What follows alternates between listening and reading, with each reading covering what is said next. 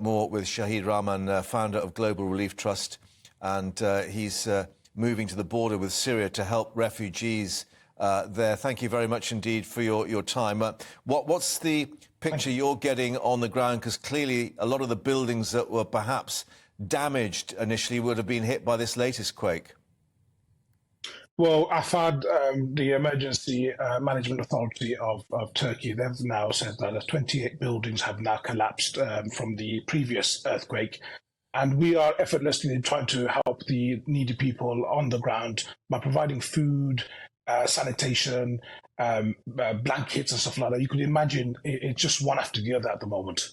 Yeah, and obviously a lot of people had taken the decision to stay out in the open and not risk staying in buildings and sleeping in cars or tents. But I gather that's brought its own problems, as you say, with water and sanitation, with all these reports of cholera hitting particularly young children as well. Yeah, so we've come on the ground with some paramedics ourselves. We've been here for the last 2-3 days now. We were there 2 weeks ago, and we're back again. The UK team is back again. That is horrible now. We're getting children who have got flu, fevers, and stuff like that now. So we desperately need some medical support on the ground. And where are you hoping that comes from? Because obviously a lot of reports within Syria are saying that their medical services in many of the areas in the north are simply non-existent. This is where the international community comes in. Like I said, a great admiration to the UK public for supporting teams like us and other NGOs that are on the ground.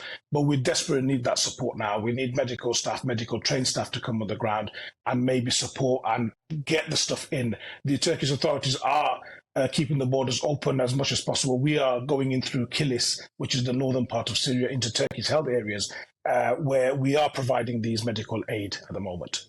And are there still these so-called no-go areas because of the political situation and, of course, the warfare that's taking place that it's simply just too dangerous to go into?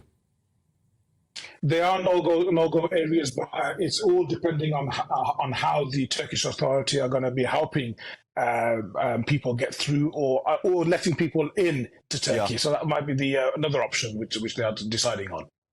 And clearly, as you said, the British public have reacted as normal with compassion and help. But what's actually needed on the ground? I mean, is it better for them to supply the various charities and groups with money so they can buy the kit on the ground? Because clearly, if you get things like clothing and blankets, they've got to be moved physically by road to get to these places.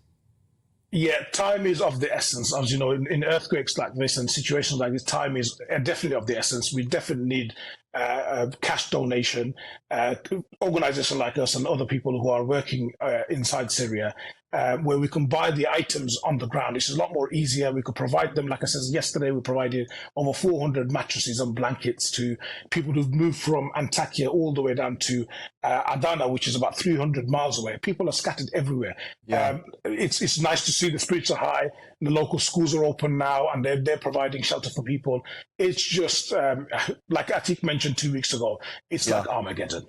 Yeah, and I was going to ask you, I mean, not just the physical aspect of shelter and food and water and so on. I mean, how have people been affected? Because, I mean, now, obviously, they're just actually assessing what's happened to their friends and family and their way of life.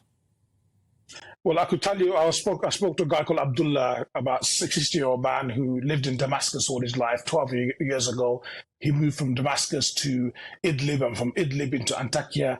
And now he says to me, I've become a refugee in 12 years 3 times. So you could imagine the lifestyle and what kind of situation these people are facing.